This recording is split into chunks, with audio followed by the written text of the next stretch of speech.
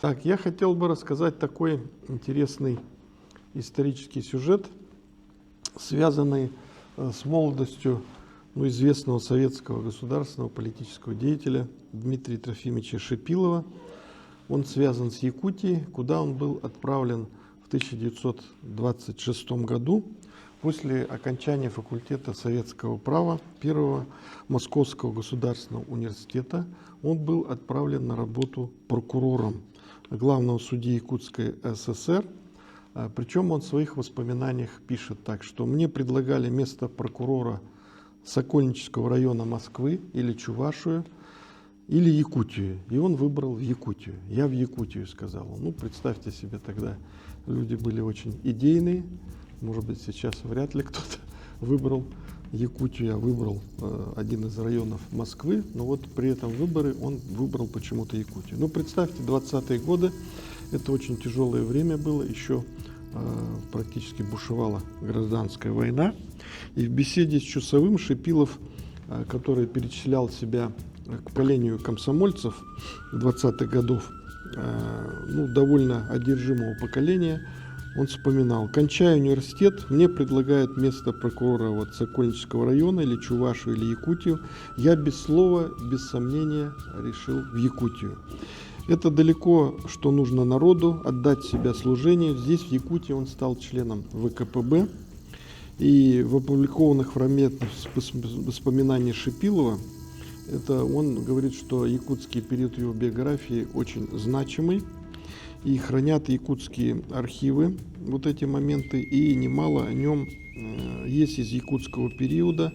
Можно узнать из его, в общем-то, опубликованных статей, как человек любознательный, одаренный. Шипилов не ограничился в Якутии исполнением служебных обязанностей, а проявил интерес к научной работе. Он был знаком с деятельностью Якутского исследовательского общества Сахаки-Скеле, будущее якутов, и даже опубликовал в его сборнике одну из своих работ.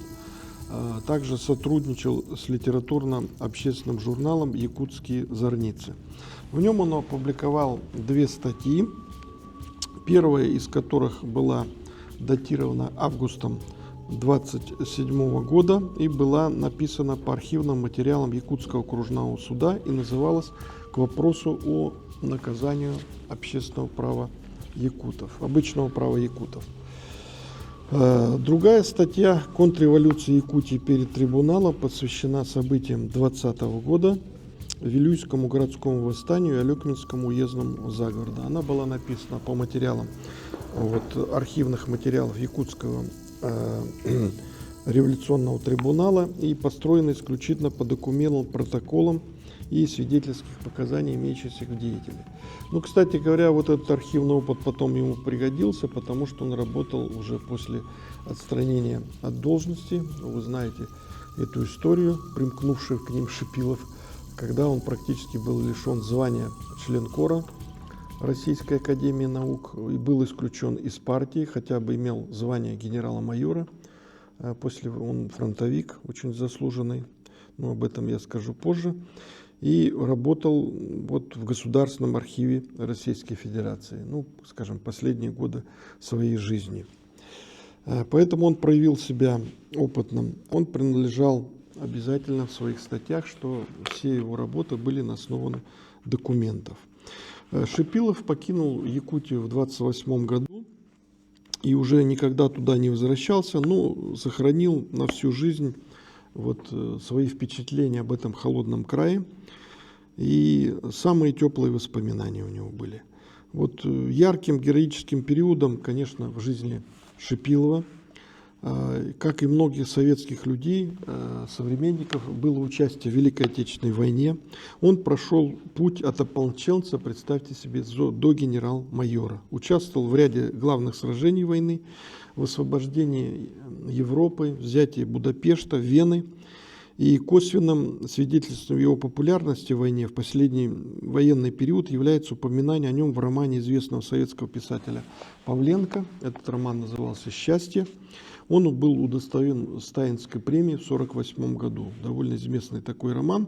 И один из героев романа, тяжело раненый и демобилизованный полковник Воропаев, встречает в тылу своих боевых товарищей по 4-й гвардейской армии. Среди них был вот как раз Дмитрий Тимофеевич Шипилов. Я увидел генерала из солдат и солдата из профессоров, члена военного совета, человека, в котором поголовно была влюблена вся армия. В армии он пользовался очень большим авторитетом. Ну, вершиной в политической карьере Шипилова является, наверное, его должность министра иностранных дел после июльского пленума ЦК КПСС 1957 года.